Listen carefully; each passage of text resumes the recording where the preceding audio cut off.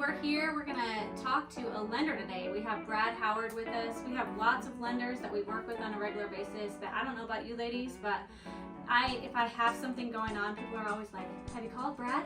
And so we have him here today to answer some of our questions. He is our expert of the day. All right, Brad. So the hot topic is interest rates. Mm-hmm. Tell us where they are and where you think they're going. Sure. So that's the crystal ball question, right? That's everybody wants to know where they're going and if they're going to get lower. They will get lower. That's just going to happen. But so right now, your average rates are probably mid sevens to getting into the eights, depending on multiple factors: credit score, loan program, all of that. Where they're going is the projections and experts all say they're going to go down and starting next year. And there's a few factors. We've actually seen a little bit of dip in rates, and one of the things that's dipping the rates right now is what's going overseas, the war that's happening overseas. Unfortunately, issues like that have a positive impact on rates. The reason they have a positive impact on rates is when disasters, COVID, stuff like that happens, people look to go for a safe investment, and mortgages are traded on the stock market, and they are a safe investment. Most retirement plans are in mortgages, mortgage-backed securities. So the reason they tend to drop during situations like that is because people look for a safe place to invest, and when people are buying, then we can reduce our rates and try to increase those. Interesting. Yeah. It's good to learn something like that. Yeah, that is I very knew that they interesting. kind of went down around those times, but I didn't know why, so that's interesting. Yeah, and election period's coming up as well. That's going to have an impact on rates, a positive impact on rates usually as well. And then, of course, hopefully inflation and everything will turn around and we'll see just a normalcy to the rates, I guess is the best way to put it. So, a quick question that I have for you, Sure. that I know our viewers would like to know, and then also us too, is because the interest rates are high right now, and for people who have to buy right now, or they're moving, or they need to buy a home, Mhm. what are some different programs? What are some options that they can do, buy downs, things like that can help them either with that down payment or help them be able to afford a home? Sure. There's lots of options. One, clients need to know that rate is specific to each individual. It's like a thumbprint or a fingerprint. Quit asking your buddy or your neighbor what their rate is, because you will not get the same rate unless you are them buying that house at that time. That's a big misconception, is that it's not that way, but it is. It's very unique to you as an individual and your history.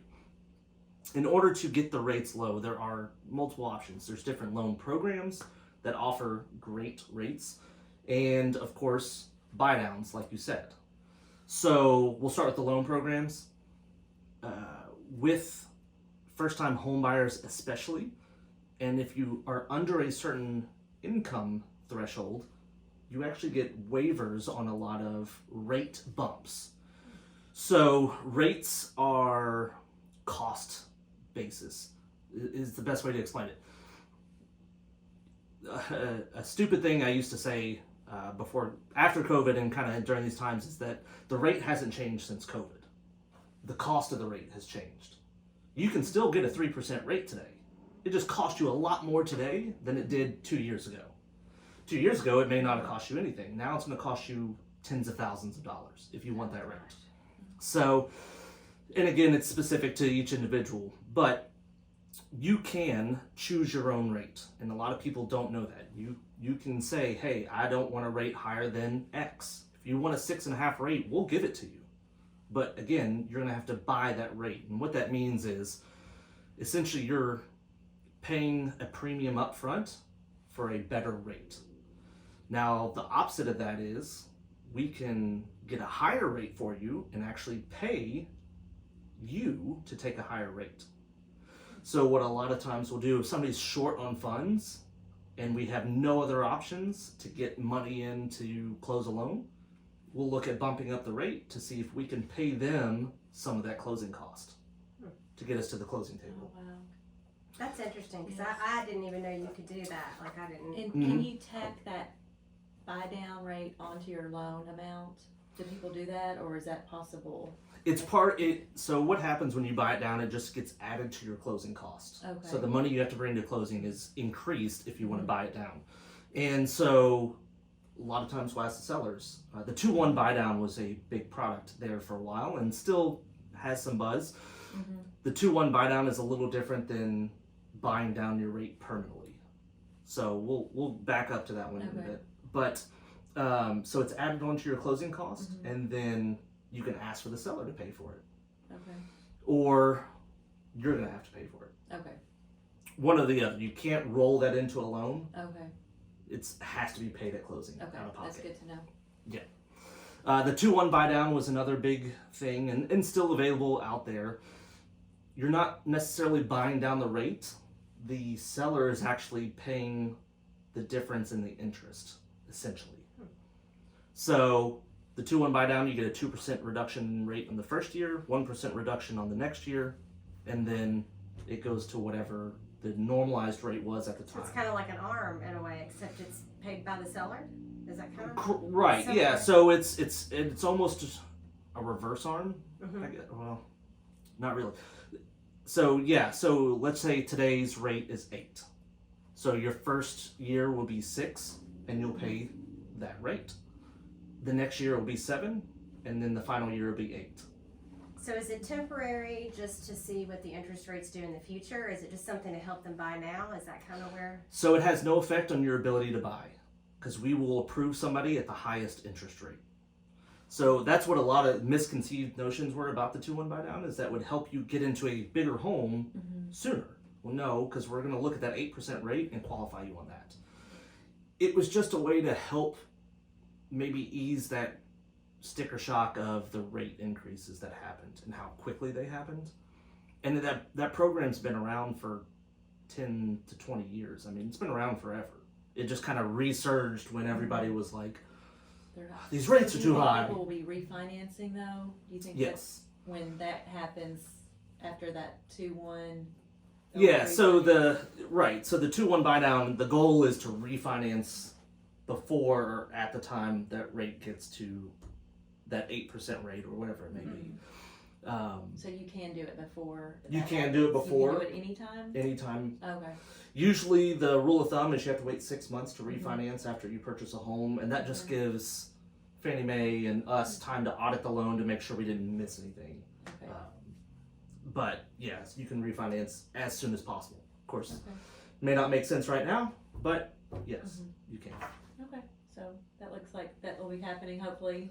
Yes, I guarantee all lenders have their pipeline of closed business and what those rates were, and just ready to dial as soon as those rates hit 5%. Yeah. Hey! We need that list too. I know we talked 6 months ago, but hey. Seriously, Right. we do Yeah. need that list. That's good to know because that is something too. If our people are doing something like, we can send them to you for that, and then we can also keep a list like that for us. Right.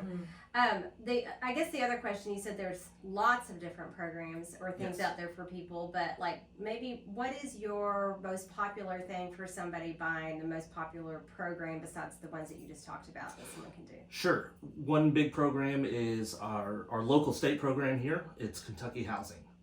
So Kentucky Housing's big because they offer down payment assistance and competitive rates. They also have a program, if you're under a certain income again, it will give you a really good rate. That rate was 6% for a while, but I think it's recently gone up, and I couldn't tell you what it is right now, but it is a great program if you can get into it. Is there a cap on the amount of down payment also? There's not a cap on the amount of down payment, but depending, so it's a program within a program, I guess is the best way to explain it. It's a program they offer that you can put towards FHA, Kentucky, or conventional, anything like that. So you can do the little as 3% down. Kentucky Housing also works with USDA, so you can do 0 down, do 100% financing if the home is eligible for USDA.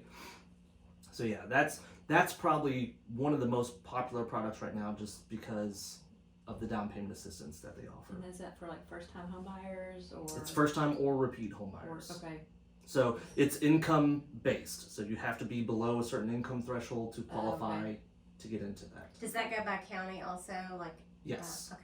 It's by county, income based. The one program I was talking about that's got the really good rate, now that is a first time home buyer program. okay. But most of them, if you're repeat home buyers, you can take advantage of it. And do most lenders offer that to the Kentucky Housing? Or? No. Okay. It's dependent on the company and whether they want to choose to invest with Kentucky Housing as well. Okay, So that's good to know. Call you. Call yeah, Brandis. yeah, Okay. we do them. So That sounds like a great program, like Yeah. for a lot of our buyers that we have today, you know. Oh yeah. that And so are- they're not getting a loan through Kentucky Housing. They're just using that program in order to finance Mhm. through. yes and no. They eventually Kentucky Housing controls the loan. Okay. So all payments get made to Kentucky Housing, both loans. The down payment assistance is a separate loan. It is a $10,000 loan right now, as of whatever date this airs. And do you have to keep the house within the No. certain? So if you sell it, If you sell it, you just have to pay off both pay off- loans, Okay. whatever's left of them, and you get whatever's the difference is. Okay. So, yeah. Brad always teaches me a little something when we're in this. My question for you is, what do we tell? We hear this a lot. Well, we're going to wait until the interest rates go down. Sure. How do we tell our people, like, what is the right thing to tell them? Is that the Sure. right thing to say? Wait, or No. I don't think so. Right. And I know we all don't think so, right? I'm glad you said that. No, and there's multiple reasons to it. Mhm. It doesn't matter if you're a first time home buyer or a repeat home buyer. If you have any reason to buy, you should buy now. right? And 2 years ago, you should have bought then. Mm-hmm. But it's different. It's a different reason to buy, Mhm. and so while rates may be high, we all know how the values of homes has gone over these past few years. Right. A home is a asset, so it's going to increase in value. If you're a first-time home buyer and you don't own a home right now, Mhm. you're paying somebody else's mortgage. Right. Period. I don't care if you're in a condo, a complex with 40 units, or a home, you're paying somebody else's mortgage Mm-hmm. and you're not building any asset for it. So if you can afford to buy right now, get the house Mm-hmm. and we'll refinance it later. Mm. Because that value of that home will increase and you'll just be making money. Even though that rate is high, you're going to make more money through the value going up. Right. Same thing for a repeat home buyer. If you, let's say you've got kids now and you need to increase the size of your home, again, what's great now is demand is low. Supply is low as well, but demand is low. We saw during COVID what happens when demand is high. Rates were great, but prices. demand was high and you're overpaying Mm-hmm. for houses. Yes. Better to buy now when the demand is not high and get the home. If you find a home you love, get it. Right. I Because- like this saying, is it marry the house and date the rate? Right. That, It's like, as corny as it may I know, be. it's like- It's true. mm-hmm. Right. It's if you love the house, buy it Right. because my wife and I put a covered roof on our patio. Will we get that money back? Maybe not, Mhm. but we will enjoy it and we'll get the use out of it. Mhm. So there's also that non-monetary value you get out of owning a home. And if you, especially if you got kids, creating memories and all that at a house trumps whatever value that house may sell at. We've probably seen it when people go to sell their house that had a family and now they're downsizing. Maybe it's like it's hard to let go of that house and they think it's worth a lot more, Mm-hmm. and you have to be it's only $300,000. It's not $500,000. As much as you love the house, that's value. So there's more than just that monetary gain of buying now. There's so much to it, and if you're renting especially, you might. Well, and I think a lot of people think too that because the inventory is so low, or because the market's been like it is, that the cost of homes is going down too. But you know, recently, like, I looked at Bluegrass Realtor statistics, and it showed that the average price of the homes was actually more than it was a year ago. Yes. So they're not going down, No. but the days on the market's going up, but they're not Right. going down. So you know, even if it does go down a little, I don't feel like you're going to see a big dip in pricing of homes or anything. I don't see that either, and none of the experts are talking about that. And you know, there was a lot of chatter about a possible crash again. And if you watch The Big Short, the crash was for a completely different reason than kind of where we're at right now. But the values are not going down, and you may see price reductions in home, but it doesn't mean the value's dropping. Right. So it's just because demand. You know, we're in the fall right now. Yeah. Holidays are coming up. We all know the seasonality of our business, and we always see a dip in business usually around this time because people are just busy doing other things. So we'll see price reductions in homes and stuff like that, but Yeah. not values going down, just price reductions. So Well, thank you, Brad. We're so excited Yeah. that you came to join us today. Thanks Brad for has having been me. in Thank you. the banking industry for 20 years and a Mhm. lender for 8, right? Yeah. Yeah, so he knows what he's talking about. So thanks These are for our joining. expert today. Yeah. Thank you, Brad. thank you. It was fun. Thank you. Yeah.